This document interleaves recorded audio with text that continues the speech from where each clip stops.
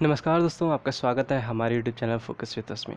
जैसा कि हमने लास्ट लेक्चर में आपको बताया था एनआरए या फिर हम सीईटी बोल सकते हैं जिसको कॉमन एलिजिबिलिटी टेस्ट, उसके बारे में हमने आपको डिस्क्रिप्शन में बताया था कि क्या होता है, उसमें कौन कौन से एग्ज़ाम्स कराए जाएंगे, कौन कौन से एग्ज़ाम्स आपके एसएससी, एमटीएस या फिर आरआरबी या रेलवे या आईबीपीएस, ये सारे एग्ज़ाम्स के जो प्रीलिम्स होते हैं वो सारे एग्ज़ाम्स आपके जो सीईटी यानी कि कॉमन एलिजिबिलिटी टेस्ट है वो कंडक्ट कराएगा।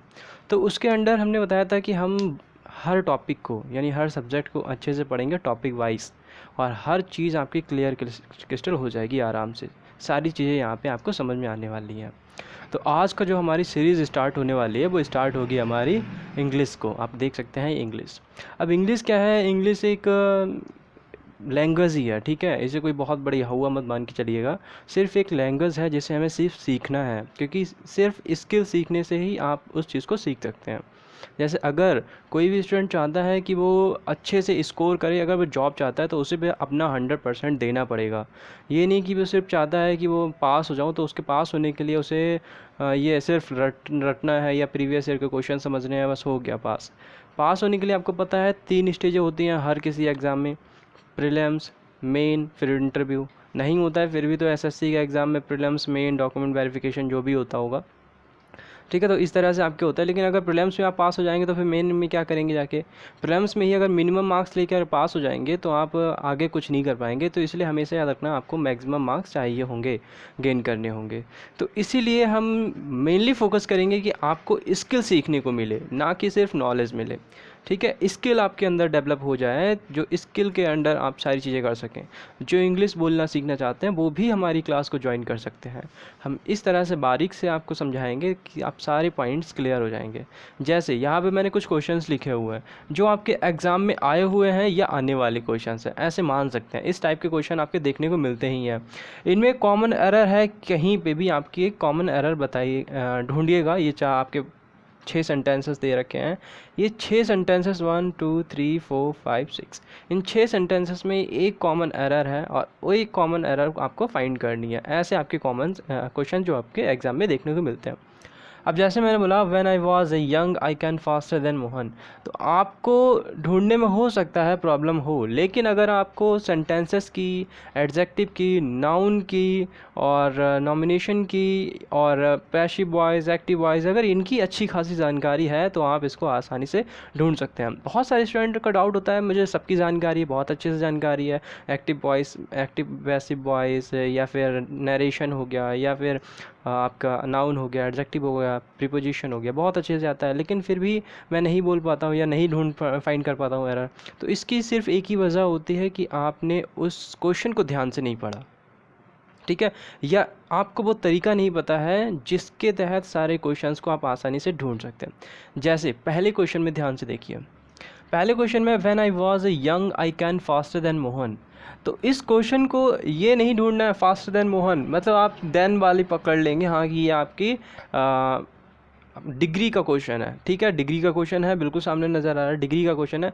लेकिन आपको ढूंढना कैसे, वो चीज़ है। देखिए, किसी भी क्वेश्चन में यानी किसी भी अगर क्वेश्चन में आपको एरर फाइंड करनी हो तो आपको जो 8 आपके होते हैं, जिसे हम पार्ट ऑफ स्पीच बोलते हैं, 8 पार्ट ऑफ स्पीच, उनकी बेसिक और एडवांस नॉलेज आपको अच्छी होनी चाहिए। अगर एमटीएस का एग्ज़ाम है तो बेसिक नॉलेज आपकी चल जाती है, और एसएससी सीजीएल का एग्ज़ाम है तो आपके पास एडवांस नॉलेज भी होनी चाहिए, ठीक है। अब यहाँ पे देखिए, तो अगर मुझे इसमें एरर ढूंढनी है तो मैं सिर्फ फास्टर देन पे नहीं जाऊँगा, मैं सबसे पहले स्टार्टिंग करूँगा यहाँ से, ठीक है। यहाँ से कैसे स्टार्ट करूँगा? When I was a young I can faster then, मैंने पहले एक बार पढ़ लिया। कोई भी क्वेश्चन अगर आपको फाइंड करना है उसमें एरर, या फिर आप किसी भी तरह से उसको तोड़ना चाहते हैं, तो आपको सबसे पहले क्वेश्चन पढ़ना होगा, क्योंकि क्वेश्चन पढ़ेंगे तो आपको क्वेश्चन की जो क्वेश्चन का नेचर है वो आपको अच्छे से समझ में आ जाएगा। फिर क्वेश्चन में वो चीज़ें ढूंढिए जो आपने पढ़ी है। क्या? पहला नाउन, फिर दूसरा प्रोनाउन, फिर तीसरा वर्ब, एडवर्ब, ऐसी चीज़ सारी आपको ढूंढते हुए चलना है। जैसे when I was young I can faster than Mohan, अब ये सेंटेंस तो हमने एक बार पढ़ लिया, अब हम चेक करेंगे व्हेन, ठीक है, आई वाज, मतलब वर्ब लगी हुई है और वर्ब के साथ पास्ट लगा हुआ है। क्या लगा हुआ है? पास्ट लगा हुआ है। इतना समझने के बाद आपको पता होगा, ये रूल जब हम आपको सिखाएंगे तो आपको समझ में आ जाएंगे कि हमने कैसे फाइंड किया है। इसमें हमने देख लिया है व्हेन आई वाज यंग, यानी कि हमें ये सेंटेंस मिल गया पास्ट का, यानी आगे आने वाले जितनी भी चीज़ें होंगी अगर वो कोई ट्रुथ नहीं है, यूनिवर्सल ट्रुथ नहीं है या फिर कोई फैक्ट नहीं है, तो वो हमेशा पास्ट में ही होगा। ठीक है, अगर कोई यूनिवर्सल ट्रुथ है तो वो प्रेजेंट में होगा, लेकिन अगर पास्ट का सेंटेंस है और उसके साथ पास्ट की बात ही की जा रही है तो आपके वर्ब और आपके हेल्पिंग वर्ब भी पास्ट में ही होने चाहिए। ये रूल सबने पढ़ा भी होगा, नहीं पढ़ा है तो आप हमारे साथ ज्वाइन हो जाइए। और प्लीज़ आप सभी से रिक्वेस्ट है, आप सभी लोग हमारे चैनल को सब्सक्राइब करके शेयर ज़रूर कर दीजिए। बहुत कम यूज़र आते हैं हमारे वीडियोज़ पर, तो जितना हो सके मैक्सिमम टू मैक्सिमम। यहाँ पे देखिए फिर क्वेश्चन की तरफ आते हैं। When I was young, question मिल गया हमें पास्ट का, यानी कि I was young I can faster than Mohan. तो यहाँ पे जो आई लगा हुआ है ये रिप्रेजेंट कर रहा है अपने आप को, लेकिन वाज जो है यानी हेल्पिंग वर्ब जो है वो आपकी पास्ट में है। तो आपका जो ये सेकंड वर्ब है यानी सेकंड की मेन वर्ब है, ये भी किस में होनी चाहिए थी?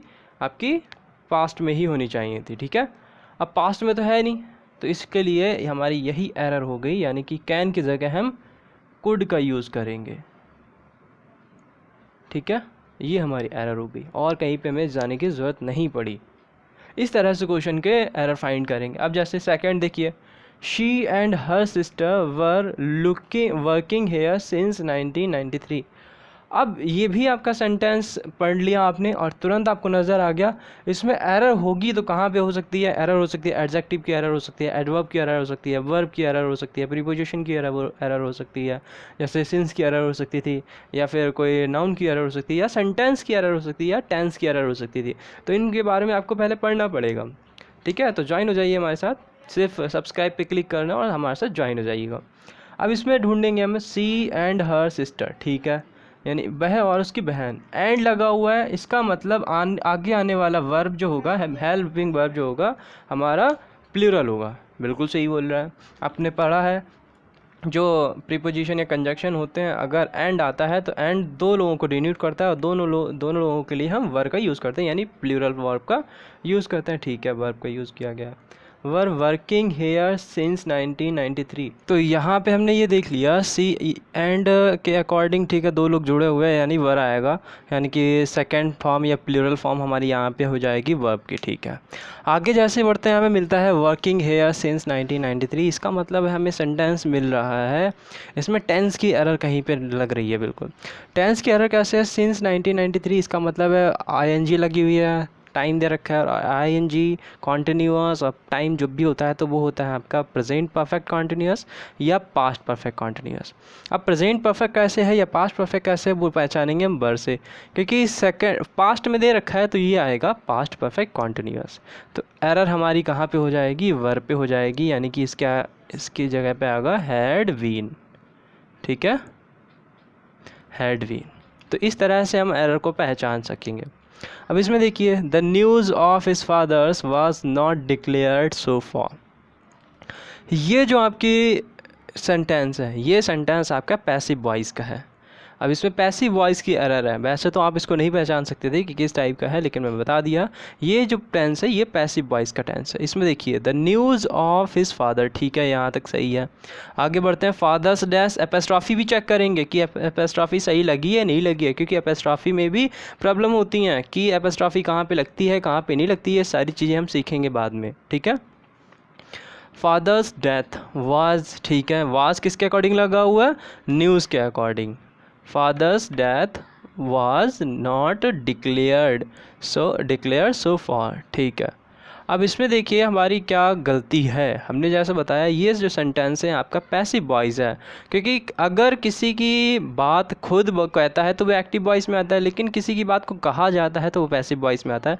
तो यहाँ पे जो बात हो रही है वो उसकी डेथ को डिक्लेयर किया जा रहा है किसी के दूसरे के थ्रू, तो इसलिए पैसिव वॉइस में है। तो पैसिव वॉइस की आपको पहचान पता होती है कि पैसिव वॉइस में हमारे साथ क्या क्या आता है। यहाँ पे वाज की जगह क्या आएगा? हैड। ठीक है, हैड वी नॉट, और डिक्लेयर का डिक्लेयर्ड हो जाएगा। तो इस तरह से इसमें अगर इसको मैं ऐसे बनाता तो ये आपकी गलती यहाँ पे होती। ठीक है, तो ये आपका गलत हो जाएगा। क्या जाएगा? Had we not declared. उसके बाद है he think himself as a great scholar. अब ये जो सेंटेंस है, पहले बताइए आप किसका सेंटेंस है और कहाँ पे इसकी एरर है। ही थिंक्स, बिल्कुल ही थिंक की ऐसा आ गया क्योंकि सिंगुलर है, thinks himself as a great scholar. इसमें आपको गलती ढूंढनी है कहाँ पे होगी। He thinks himself as a great scholar, अपने आप को बहुत बड़ा वो ग्रेट स्कॉलर मानता है, तो आप बताइए इसमें एरर कहाँ पे होगी। तो इसमें गलती देखिए कहाँ पे है, he thinks himself as a great scholar. तो जब भी हम, ये आपके प्रोनाउन की गलती है, ये आपके पॉसेसिव प्रोनाउन की गलती है, इसमें कहाँ पे होगी देखिए। हम स्टार्ट करेंगे गलती ढूंढना। ही थिंक्स हिमसेल्फ, ही थिंक्स ठीक है, अपने आप को, ठीक है, यहाँ तक सही है, ठीक है, as a great scholar. But आपको पता होना चाहिए कि अगर पोसेसिव नाउन के साथ कोई आगे वर्ब दे रखा है, वर्ड दे रखा है, तो वो आपके साथ एज, इट, इफ़ ये वगैरह नहीं यूज़ नहीं होता, ठीक है। तो हिमसेल्फ यानी कि जब पोसेसिव प्रोनाउन होता है उसके बाद आपका सिर्फ एक वर्ड आता है जिसे ऑब्जेक्ट कहते हैं, तो ऑब्जेक्ट आना चाहिए, तो ऑब्जेक्ट है ही नहीं आगे, एज लगा हुआ है, तो एज हमारे यहाँ पे गलत होगा, एज ये यूज़ नहीं होगा, ठीक है। तो he thinks himself a great scholar. Next देखिए, it is half past two in my watch. अब बहुत अच्छा क्वेश्चन है, ये पूछा जा रहा है, it is half past in my watch, मेरे घड़ी में हाफ पास्ट हो गया है, मतलब 2 बज के कुछ टाइम हो गया है, तो ये बोल रहा है मेरी घड़ी में। अब इसमें देखिए क्वेश्चन कहाँ पे होगा, तो इसमें आपको बताना है कि गलती कहाँ पे है। वर्ब पहले चेक करेंगे, सब्जेक्ट, वर्ब, ठीक है, यहाँ तक सही है, सब्जेक्ट है, वर्ब है, हाफ पास्ट है, टू, ठीक है। लेकिन आपको पता होना चाहिए कि कभी भी वॉच के बाद, यानी वॉच के जो सेंटेंसेस होते हैं उनमें इन का यूज़ नहीं होता, बाई का यूज़ किया जाता है, ठीक है। इन का यूज़ ना होके बाई का यूज़ किया जाता है। तो इस तरह के जो एरर्स होंगी वो आपको आसानी से ढूंढने में मिल जाएंगी। फिर उसके बाद, a soldiers is thought never to fight cowardly. बहुत अच्छा क्वेश्चन है, ये आपका एडजेक्टिव का क्वेश्चन है, ध्यान से देखिएगा। इस सोल्जर इज़ थॉट, ठीक है, ए सोल्जर ने सोचता, कभी नहीं सोचता है, टू फाइट कॉर्डली। अब इसमें गलती अगर देखें तो स्टार्ट से देखिए गलती कैसे पकड़ेंगे।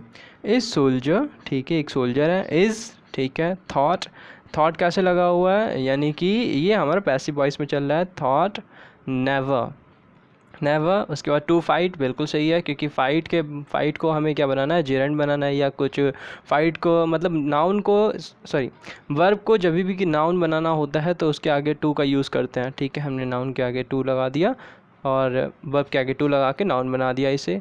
फिर कॉर्डली, तो जो हमारे पास कॉर्डली है, यानी कॉर्डली जो शो कर रहा है ये वर्ब को शो कर रहा है, याद रखिएगा, कॉर्डली जो है वो वर्ब को शो कर रहा है, फाइट को शो कर रहा है, तो ये इसको डिनोट कर रहा है। अब आप याद रखिए जो कॉर्डली है ये वर्ब, एडजेक्टिव ना होके एडवर्ब है, क्योंकि यहाँ पे देखिए फाइट को शो कर रहा, फाइट क्या है, एक वर्ब है, फाइट क्या है, एक वर्ब है, और वर्ब को शो करने वाली चीज़ें क्या होनी चाहिए, एडवर्ब होनी चाहिए, क्योंकि वर्ब को क्वालिफाई करने वाली एडवर्ब होती है, नाउन और प्रोनाउन को क्वालिफाई करने वाले एडजेक्टिव होते हैं। अब ये सोचेंगे कि टू लगा तो दिया है, लेकिन यहाँ पे देखिए सेंटेंस टू के बाद सेपरेट हो गया, तो सेपरेट होने पे क्राउडली फाइट, यानी कि फाइट जो है क्राउडली लड़ी गई है, कायरता से लड़ना, ठीक है, कायरता से लड़ना, तो लड़ना है, लेकिन तो लड़ना क्या है, एक वर्ब है, और क्राउडली क्या है, ये आपके एडजेक्टिव है, तो वर्ब के साथ एडजेक्टिव नहीं आएगी, एडवर्ब आएगी, तो गलती कहाँ आ जाएगी, ये क्राउडली यहाँ पे यूज़ नहीं होगा। आई थिंक आप अच्छे से समझ गए होंगे ये बातें जो मैंने बताई हैं। अब ये तो हो गई आपके एग्ज़ाम की बातें, कि आपके एग्ज़ाम में ऐसे क्वेश्चन मिलेंगे, ढूंढने को मिलेंगे, फिल करने को मिलेंगे, चाहे प्रीपोजिशन फिल करने हो, चाहे फिर आपके वर्ब फिल करने हो, चाहे आपके वर्ड्स फिल करने हो, आराम से आप क्वेश्चन कर सकते हैं। फिर आती है आपकी स्पीकिंग की बात। स्पीकिंग की बात कैसे आएगी, कभी भी आप कोई सेंटेंस बोल रहे हैं, ट्रांसलेट कर रहे हैं, जैसे अपना इंट्रोडक्शन दे रहे हैं, माई सेल्फ या बोलते हैं, माई सेल्फ बोलते हैं, तो कभी भी आपको माई सेल्फ नहीं बोलना होता है, क्योंकि अगर आप सर्वे सर्वा हैं वहाँ पे तभी आप माई सेल्फ का यूज़ करते हैं। तो ऐसे सेंटेंसेस में आपको बीच बीच में बताऊँगा। माई सेल्फ कहाँ पे यूज़ होगा, माई नेम इज़ कहाँ पे यूज़ होगा, या फिर आपके कौन से वर्ब प्रोनाउन या फिर आपके कौन से प्रीपोजिशन कहाँ पे यूज़ करेंगे आप, ताकि आपकी जो वर्ब है वो सही से फिट हो सकें, ठीक है, क्योंकि वर्ब प्रीपोजिशन इनका सही से यूज़ करेंगे तभी आप आगे स्पीकिंग में अच्छे से हो पाएंगे।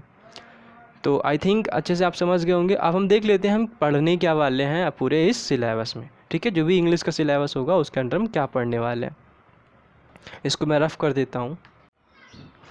तो इसमें देख लेते हैं हम कि क्या क्या हमारे पास यहाँ पे हम लिखने वाले हैं, ठीक है, क्या क्या हम पढ़ेंगे वो यहाँ पे सारे टॉपिक हम जल्दी जल्दी से लिख लेते हैं, सारे कवर कर लेंगे ताकि आपको कोई प्रॉब्लम ना हो कि हम क्या पढ़ने वाले हैं, कहाँ पे पढ़ने वाले हैं, सीरीज से पढ़ेंगे। और इसके साथ साथ हम जब भी कोई टॉपिक पढ़ेंगे, टॉपिक पढ़ने के साथ साथ हम एक डिस्क्रिप्शन देंगे और डिस्क्रिप्शन में आपके बहुत सारे क्वेश्चंस होंगे जो आपके होमवर्क के क्वेश्चन होंगे, उसकी पीडीएफ भी आपको ग्रुप में मिल जाएगी। नीचे ग्रुप होगा, उसको ज्वाइन कर लीजिएगा, सिर्फ इंग्लिश का ग्रुप, वहाँ पे स्टडी ग्रुप होगा, ठीक है, वहाँ पे ज्वाइन करके वहाँ पे पीडीएफ मिल जाएंगी, सारी चीज़ें आपको मिल जाएंगी वहाँ पे। चलिए क्वेश्चंस लिखते हैं। 1 2 3 नहीं लिखेंगे।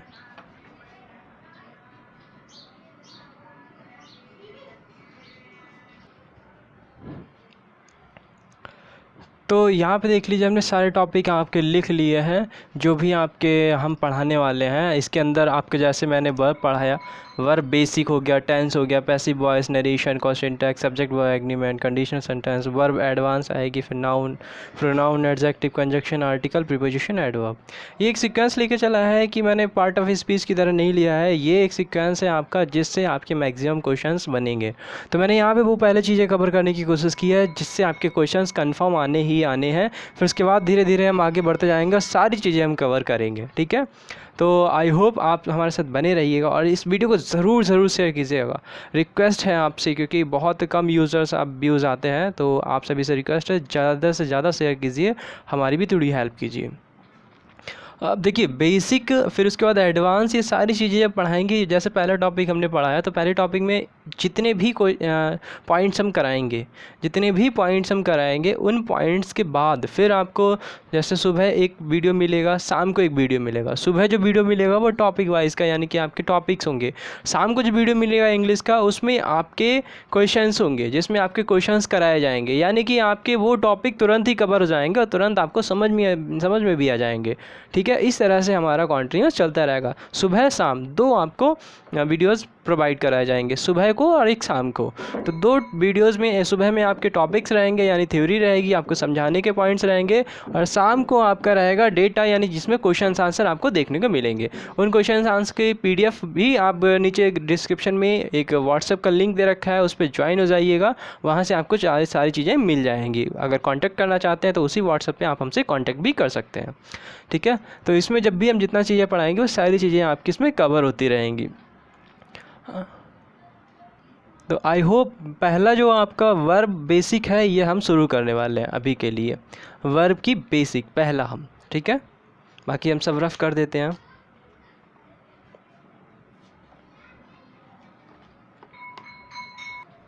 तो पहला टॉपिक हमारा वर्ब बेसिक, ठीक है, बेसिक वर्ब। इन बेसिक वर्ब से हमेशा याद रखना कम से कम 5 से 6 क्वेश्चन आपके हर एग्ज़ाम में पूछे जाते हैं। अब इस बेसिक वर्ब में आपका क्या रहेगा, वो चीज़ें हम देख लेंगे।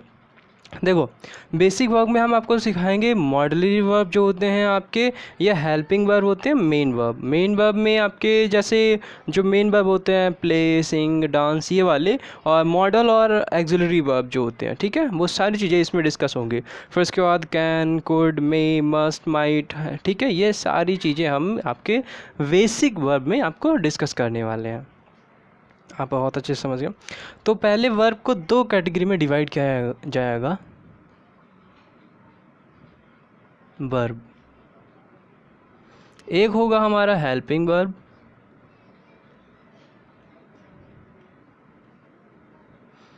और एक होगा हमारा मेन वर्ब।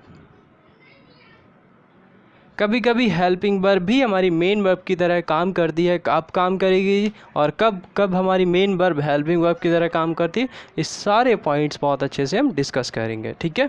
याद रखना मेन वर्ब में, जैसे हेल्पिंग वर्ब में आप बोल सकते हो कैन, कुड, मे, ठीक है, इस तरह से आती है, मे, माइट, इस तरह से आती हैं।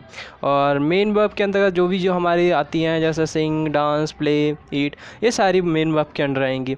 अब इसके अंडर आप देख लीजिए जो हमारी हेल्पिंग वर्ब है, ये भी हमारी वैसे दो तरह से काम करने वाली है।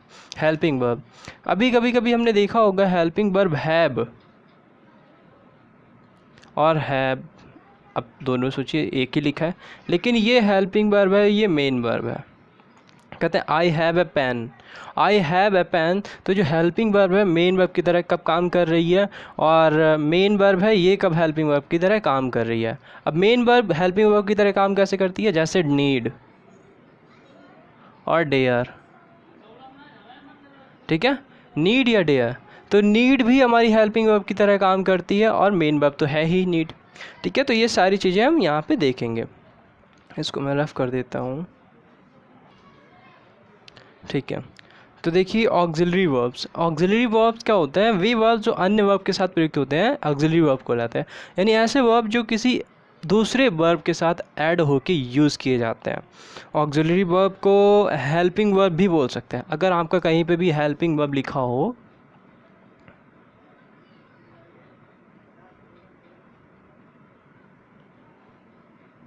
हेल्पिंग वर्ब, तो उसका दूसरा नाम होता है ऑक्सिलरी वर्ब। ठीक है, तो उसको हम बोल सकते हैं ऑक्सिलरीज वर्ब, या फिर हमने आई बाई हटा के आई इस लगाया, मतलब कई सारी वर्ब्स होती हैं इसलिए ऑक्सिलरीज वर्ब इन्हें कहेंगे। अब जो मॉडल ऑक्सिलरीज वर्ब होती हैं वो कौन कौन सी होती हैं, यहाँ पे हम वो देखने वाले हैं। तो जो हमारी मॉडल ऑक्सिलरी वर्ब्स हैं उनके बारे में देखेंगे। तो मॉडल ऑक्सिलरी वर्ब कौन कौन सी होती हैं, कैन, कुड, मे,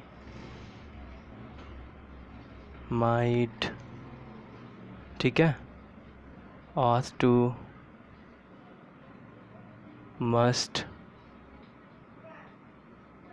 ठीक है, might, might, may, might, can, could, must, उसके बाद ought to, shall, will,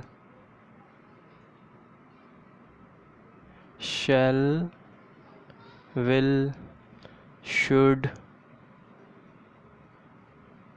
could तो हो गया, would,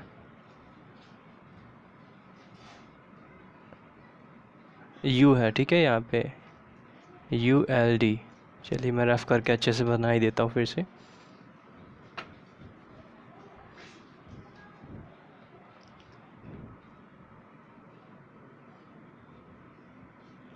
would, used to, need and dare। ये जो आपकी जितनी सारी वर्ब्स लिखी हुई हैं, इन वर्ब से भी आपके मैक्सिमम क्वेश्चन पूछे जाते हैं और इनसे ही आपके मैक्सिमम क्वेश्चन बनेंगे, जो भी आपके वर्ब के क्वेश्चन बनते हैं। ठीक है, तो इनको कहते हैं मॉडल ऑक्सिलरी वर्ब्स, और इनमें हम कैन, कुड को लेंगे, मे, माइट, मस्ट को लेंगे, ought to अलग आएगा, shall, will, should, would अलग आएगा, used to और need to, dare to, ये सारी चीज़ें आपकी आएंगी, क्योंकि हर एक पॉइंट में बहुत बेसिक जानकारी आपके पास होनी बहुत ज़रूरी है। ठीक है, चलिए इसको रफ करते हैं और मेन पॉइंट की तरफ चलते हैं। इसमें हम आज आपको पढ़ाएंगे कैन, कुड। तो यहाँ पे हम देखने वाले हैं कैन, कुड। कैन, कुड देख लीजिए, तो कैन, कुड को बहुत अच्छे से समझेंगे हम यहाँ पे। सपोज़ कैन, कुड का यूज़ कहाँ किया जाता है, कैन और कुड, कैन की ही पास्ट फॉर्म होती है कुड, यानी कि जहाँ पर भी हम एबिलिटी, कैपेसिटी या पावर को शो करते हैं वहाँ पे कैन का यूज़ किया जाता है। Power, ability, capacity. पावर मतलब आप पावर वहाँ पे दिखा रहे हैं, जैसे I can lift this box, मैं अपनी इस पावर दिखा रहा हूँ और मैं इस बॉक्स को उठा सकता हूँ, वहाँ पे आप यूज़ करेंगे कैन का, जहाँ पे आप पावर दिखा रहे हैं। एबिलिटी, अगर आप उस चीज़ के लिए एवेल हैं, योग्य हैं, जैसे आप कार चला सकते हैं, आई कैन ड्राइव कार, ठीक है, आई कैन ड्राइव, मैं एवेल हूँ, तो इसके लिए क्या आप यूज़ करेंगे, कैन का यूज़ करेंगे। ठीक है, ऐसे ही मैं आपको क्वेश्चंस बताता रहूँगा और नीचे फिर आपको नेक्स्ट वीडियोज़ में शाम को आपको बहुत ढेर सारे क्वेश्चंस मिल जाएंगे आपकी प्रैक्टिस के लिए। फिर है कैपेसिटी। कैपेसिटी यानी कि आप कितना क्षमता रखते हैं, क्या कितनी पॉसिबिलिटी है, कितनी कैपेसिटी है, कितनी क्षमता है आपके अंदर किसी भी चीज़ को सहने की या करने की, वो आप उसके अंडर भी आपका कैन आएगा। अगर ये चीज़ें पास्ट में बातें की जाती हैं इसके बारे में, तो हम इसकी जगह पे कुड का यूज़ करेंगे। यानी पावर, एबिलिटी, कैपेसिटी, इन सभी का यूज़ अगर किया जाता है कुड के फॉर्म में, तब हम यूज़ करते हैं कुड का। ठीक है, अगर ये पास्ट की फॉर्म में यूज़ की जाती है तब हम इन्हें कुड का यूज़ करते हैं। ठीक है, अंडरस्टैंड। अब इसके अलावा भी जो मोस्टली यूज़ किए जाने वाले कैन और कुड हैं, वो कहाँ पे यूज़ किए जाते हैं जिससे आपके एग्ज़ाम में क्वेश्चन बनते हैं, वो यहाँ पे देखिए। तो जो कैन का यूज़ परमिशन देने और लेने दोनों के लिए यूज़ किया जाता है।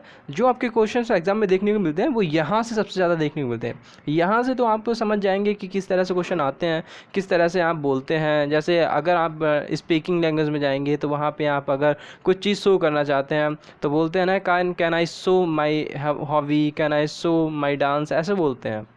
मे आई सो नहीं बोलते, कैन आई। तो यहाँ पे जो कैन है वो परमिशन लेने और परमिशन देने के लिए भी यूज़ किया जाता है। परमिशन देने के लिए जैसे यू कैन गो नाउ, अब तुम जा सकते हो। तो मोस्टली जो कैन का यूज़ होता है वो परमिशन देने के लिए भी होता है। ठीक है, ये आपका मेनली जो ये चीज़ें हैं ये एग्ज़ाम के साथ साथ आपकी जो स्पीकिंग लैंग्वेज होती है उसमें भी सबसे ज़्यादा यूज़ किया जाता है कैन। जैसे कैन आई हेल्प यू, मैं तुम्हारी मदद कर सकता हूँ, परमिशन ले रहा हूँ मैं। ठीक है, और you can go now, you may go now नहीं कहते, यू कैन गो नाउ, तुम अब जा सकते हो। ठीक है, तो ये परमिशन देने के लिए होता है। आई कैन डांस, तो यहाँ पे ये सारी चीज़ें जो होती हैं परमिशन देने और लेने के लिए यूज़ की जाती हैं। फिर आता है थ्योरेटिकल पॉसिबिलिटी के लिए। थ्योरेटिकल पॉसिबिलिटी इसका मतलब है जिस पे हाँ थ्योरी बना दी जा चुकी है और ये पॉसिबिलिटी होती ही होती है। जैसे everyone can make a mistake, हर कोई गलती कर सकता है। यानी एक थ्योरी है, उस पर थ्योरेटिकल पॉसिबिलिटी हिंदी में बोलते हैं इसको हम सैद्धांतिक संभावना, यानी सैद्धांतिक संभावना है, उसमें भी हम कैन का यूज़ करेंगे। अब कैन की यूज़ करने का मतलब है अगर प्रेजेंट की बातें चल रही हैं तो हम कैन का यूज़ करेंगे, और अगर यही चीज़ें पास्ट में हैं तब हम इसमें कुड का यूज़ करेंगे। ठीक है, कुड का यूज़ करेंगे हम जब ये पास्ट की चीज़ें हों। ठीक है, इसे आप याद रखिएगा। फिर उसके बाद है इसमें can I take your scooter, इसमें भी क्या है, can I take your scooter, मैं तुम्हारी स्कूटर ले सकता हूँ। मतलब एबिलिटी हम शो कर रहे हैं, बिकॉज ले सकता हूँ इसका मतलब मैं चला सकता हूँ, और चला सकता हूँ का मतलब मैं एबल हूँ, तो चलाने के लिए कैन का यूज़ करेंगे। ठीक है, तो यहाँ से सीधे हम इसमें, और ये आपका आएगा परमिशन लेने के लिए। तो इस तरह से जितने भी कैन और कुड के आपके क्वेश्चंस बनेंगे वो नेक्स्ट वीडियो में आपको बहुत अच्छे से समझा दिए जाएंगे। तो ये थ्योरी है, इसके आप नोट्स बना सकते हैं या इसको आप याद कर सकते हैं। तो आई होप ये लेक्चर अच्छा लगा होगा आपको, और ज़्यादा से ज़्यादा इसको शेयर कीजिएगा, लाइक शेयर सब्सक्राइब जरूर कर दीजिएगा हमारे चैनल को। थैंक यू गाइस, मिलते हैं नेक्स्ट वीडियो में। ऐसे ही बने रहिए हमारे साथ, अपनी तैयारी करते रहिए NRA और CET की। Thank you guys.